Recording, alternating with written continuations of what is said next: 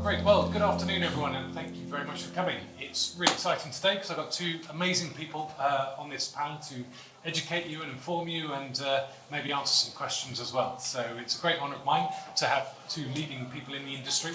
And what's really exciting is Clément's come all the way over from Paris and Kurt's come all the way down from the Shard. So it's always good, I think, if you understand where their answers are coming from, if you hear a bit about their background, where they're from and everything else. So I'm going to ask them to introduce themselves. So I'll start with Clément on the end. Hello everyone, pleasure to be here first. So thank you very much for having me. I'm the Global Director of Revenue Strategy for Accor, looking in particular about all the revenue solutions. I've been working with Accor now for 6 years. I was part of FRHI before and joined Accor through the FRHI acquisitions. So yeah, very glad to be here. Hello everyone, nice to meet you all and thank you for having me. My name is Kurt Macher. I'm the General Manager of the Shangri-La at the Shard, which is literally 15 minutes walk from here. And I'm also the Innovation and Luxury Customer Lead for MIA for the Shangri-La Group. I've been doing this for 32 years, believe it or not, and worked almost everywhere around the world, and it's a pleasure to be here. Great, thanks very much, chaps. So Rupert from Oki, I'm sure you know Oki. Eric did a fantastic job this morning, so I don't need to explain who we are and what we do. But this afternoon we're talking about how to create a great upselling culture. So whilst there's tools that we all love, particularly Oki's, it's all about making sure we get the culture right as well. So today we're just going to investigate some of that. So I'm going to start by asking you both a question, which is, what have you seen that's been accomplished by creating a great upselling culture within a hotel, as opposed to maybe those that don't? So maybe I'll start with you, Kurt. Sure. I mean, the key is, of course, you need to make sure that your team, is very well aware of your business, what you want to achieve, your KPIs. It's very important that you drive this through constant communication through your department heads and division heads. And that you work with your director of revenues, the GM, and the department heads on achieving the goals for each month in upselling, for example, communication and training. As we talked before a little bit about, some of you brought this up about staff turnover is a problem these days, of course. So you need to have your right training tools available, and how you drive it on a daily basis, how do you incentivize your audience, right? I think as well, I still see in many hotels, even my hotel, many or the older generation department and say, oh, we don't understand the next generation of employees, but stop complaining. You need to get to know them, you need to learn what they need and what drives them. I mean, a great selling point with upselling is, of course, a great incentive plan, right? Some of the employees in top hotels around the world, they can double the salary, right? So it's very important how you teach them all the tools. There's so many tricks, of course, and how they work together as a team. You can do team incentives. You can make it very creative. I mean, I've worked in many cities all around the world. We had, for example, upsell boards where we according to the city, like in Houston, when I work with the rodeo theme with horses, each employee is a horse and they're competing against each other. Also, how you teach them as well to get to know your audience, your customers, for example, right? It's a very different upselling technique, how you upsell a businessman versus a couple that had as an anniversary or another wealthy guest. So there's so many tools, and it's not complicated, but it's so fascinating in a way, but it really depends. It's important that from the GM down to all the way to every team members, they need to understand the business and how to upsell, and you have to provide them the tools and the training. And of course, nowadays, as I said before, it's important that you constantly retrain them and learn what they need and what they want. Yeah, I mean, I agree pretty much with all what Kurt just said, but I think one of the key things we've noticed is between properties that are doing great in upselling versus those that are not, it's if they have a champion on property or not. Someone who's really drive basically that upselling everyday tactics and strategy on how to move forward, ensuring that they motivate the teams.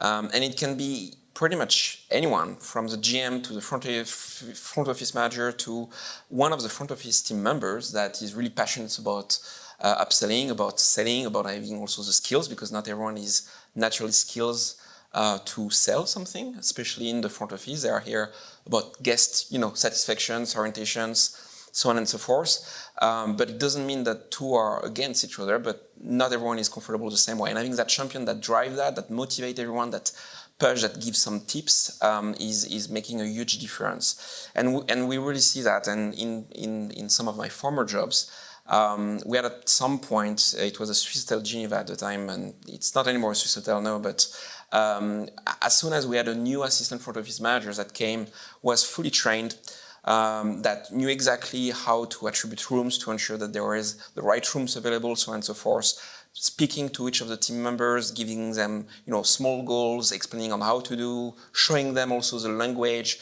that made a huge difference. We went from few thousand a month to 100K basically a month, because as soon as you're able to unlock basically those upselling capabilities outside of when the guests request it, that's huge. So I think that's a key point. And part of it is obviously the incentive schema that I think we can discuss again a bit further later. That's absolutely key.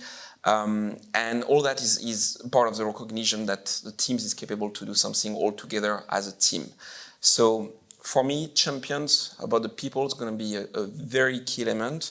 Obviously, monitoring, all those kind of things will help, but the champion parts is what, in my belief, unlock most of the potential in a lot of cases. Can we just have a show of hands? Who is a hotelier, first of all, in the room, implementing an upselling culture? Well, no, who's a hotelier in the room? Raise your hand. Very good, a few. And have you implemented an upselling culture in your hotels? Very good. And any particular challenges you've had around that? People don't want to be sales. So I'm glad you brought that one up. So how do we overcome that? What are the sort of practices we sort of push out? How do we encourage the entire team to be, upselling champions? I mean, I think, Clement, you're absolutely right. You've got to identify one or two individuals who are the real champions, but how does that filter down across the hotel? Yeah, I mean, I think the first thing is we need to ensure that the team understand that they need to continue to be mindful about the guest satisfactions, because upselling brings a lot of satisfaction if it's done in the proper way. Ensuring that we understand what is the need of the guests in front of us will help ensure that we push the right type of rooms or the right item that can be cross-sold that is needed by that guest, that they really actually need. They didn't know it was available, or they didn't look further.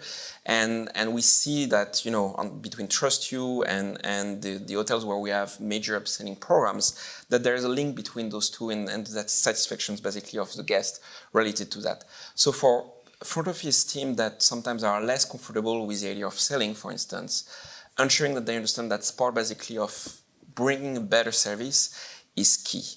And I think one of the good points that came up from this morning, on the limit we put ourselves sometimes to a price point, above €100 or dollars, basically, the sales were going down because the salesperson was not confident with that. And that starts with understanding that there is a value behind each benefit.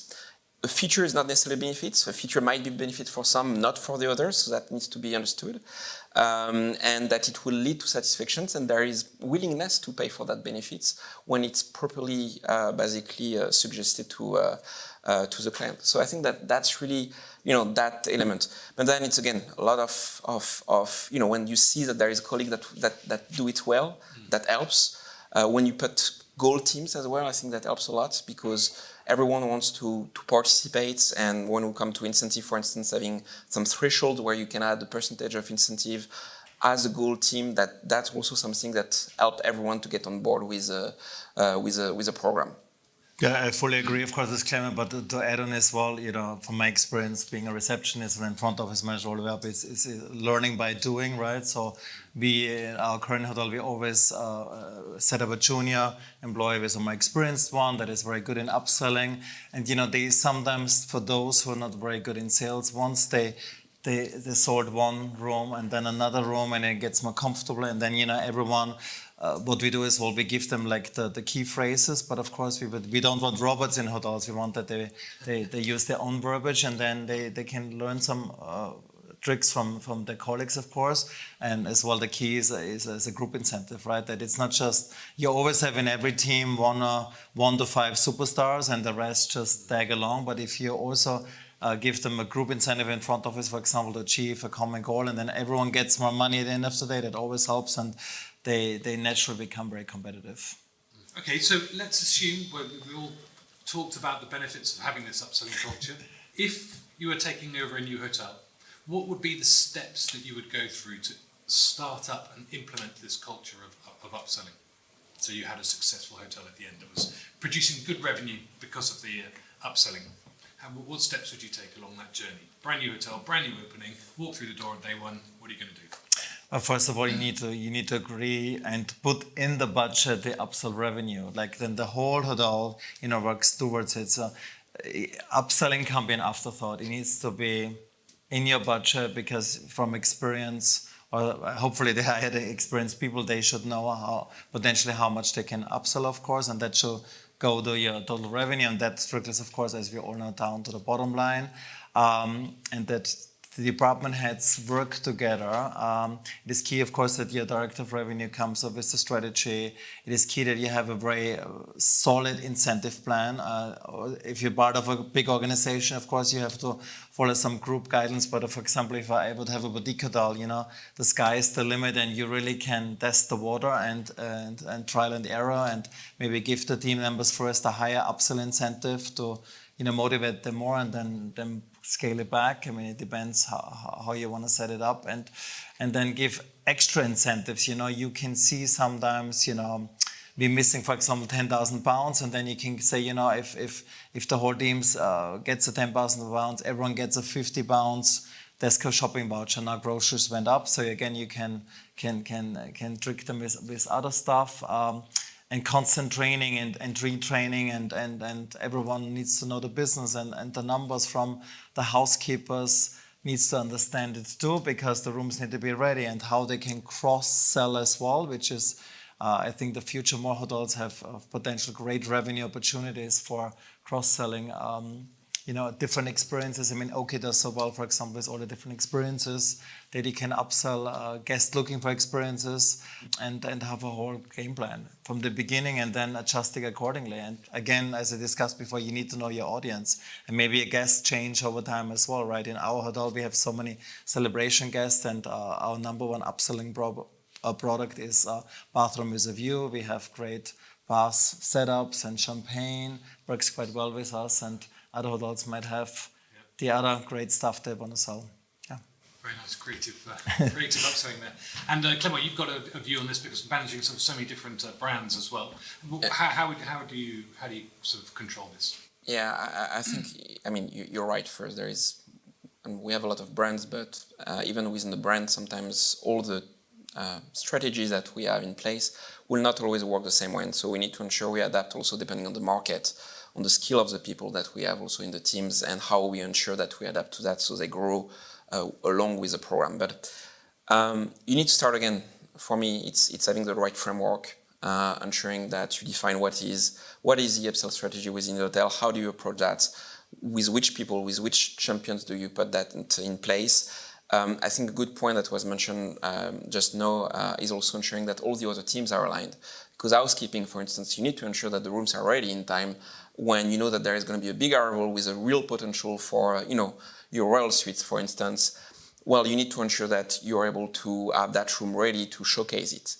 Another key point is ensuring, and right at the beginning, but then also across the life of the life of the hotels, and of course with the turnover, is ensuring that the teams know the products very well. What we've realized, and last time we were trolling with a colleague, Christian, who works a lot with me on the upsell, and we were checking at the hotels, and they were proposing basically an upgrade. And we asked well, the room are nice, and they were like, well, we don't know, we never saw the room.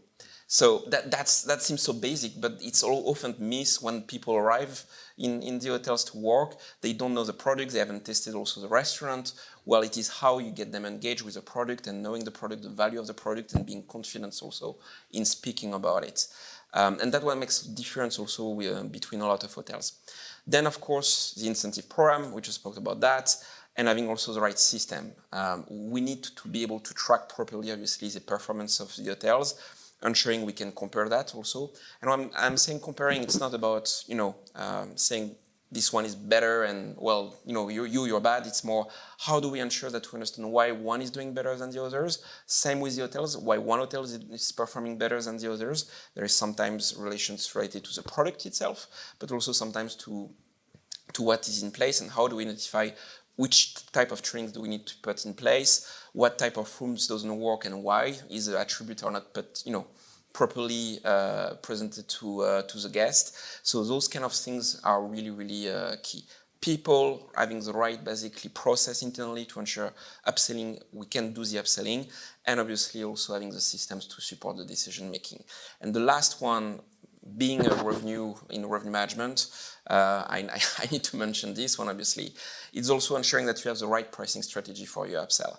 I do believe a lot in automations, in revenue management systems that can drive basically the proper decisions, data-driven decisions in terms of pricing, and ensuring that you have dynamic pricing as well, and you don't have basically always your 50 euro, 200 euro, 1,000 euro basically incremental between two rooms, but that it's adapted basically also to your demand. Right, and that I really think more and more we need the system to support also and get the journey of the front office team toward upselling a bit more easier and more fluent also in terms of pricing decisions. So earlier on today, we were hearing about the sort of psychology of the customer. So we've spoken very much about the culture of what we need to do in hotels to get people to upsell. But from the customer's perspective, why is it that they're buying all of this stuff later than at the point of reservation? What do you think is it the psychology? Is it the fantastic tools that are available? Is it the wonderful selling skills of the staff? What do you think it really is? Is it a combination of all of that? What would you say? Definitely a combination of all of that, and depends on, again, the occasion or why the guest is here, or the trick is always, of course, if a guest brings the wife for an anniversary, he wants to make the wife happy right in front at the check-in, and of course give it a suite if it's a good deal, right? And some team members, they check what kind of watch a guest is wearing or what handbag, and then they have different strategies in what room category or suite they offer first, So it's a lot of psychology and tricks and experience, of course, by different team members. And maybe a business traveler wants to have a suite because he needs to take a conference call and also asking the right question, right? The staff, most hotels, if it's not a guest return, the first-time guest, the staff needs to ask the relevant question in order to customize the upsell experience and lock it in. It's absolutely right, and I think there is, it's a bit of a combination of everything, as you said. It starts also at the within the distribution journey. In some channels, there is not so many basically options.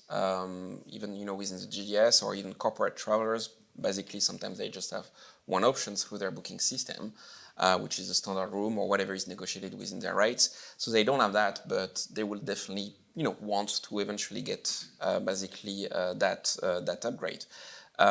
Or when there is more intermediary and so on and so forth, that's also often basically the guest doesn't always see all the options available, and when they're on spot, when they're able to see basically the product, I think that's where we see the most conversion, when they're really able to see the product and realize, okay, that's what I can actually get from that room, which is called the suite, one-bedroom suites, which means everything and nothing depending on which hotel you check in. So there is all those kind of things, and of course, I think the emotional factor at checking. When if it's done well, and if it meets your needs and the benefits that you are expecting from, in most cases it will work. Online you don't have that interaction with people. And therefore, that's where the limit goes. So tell me, what's the best upselling experiences you've ever had personally? Anywhere in the world, any hotel you checked into, what's the best experience? This is definitely one of my wedding anniversaries where they tricked me in this bigger suite. But I think it was when I was traveling in Seattle at the end of a trip in Canada and the US. We arrived, basically it was 10 in the evening, and well, they gently say, well, you had a long travel and so on and so forth, and we're going to show you these ones just before we're entering in our room, basically, and we can do that for that much money. I don't remember, it was 10 years ago at the Fairmont Olympic Seattle, and you're like in the room, you look at the view and everything, you're like, okay, sure, let's go for it. Yeah. So it was fine. It was within the staff business rate, so we were able to to manage that. But no, I think again, it depends. Showing the room, I think that's where most of the triggers happen, and that's where it is important to have those rooms ready, or having some room also block ready for the upselling, because that's where if you show the product and the product is good, as expected, then it will definitely transform. And have some amenities in there as well. Yeah. They're very good. They arrange flowers and they already have champagne already. Yeah. Have it nicely set up. It doesn't cost us much, but it's also another trick. I'm going to say, gents, thank you very much for your time. Really appreciate it.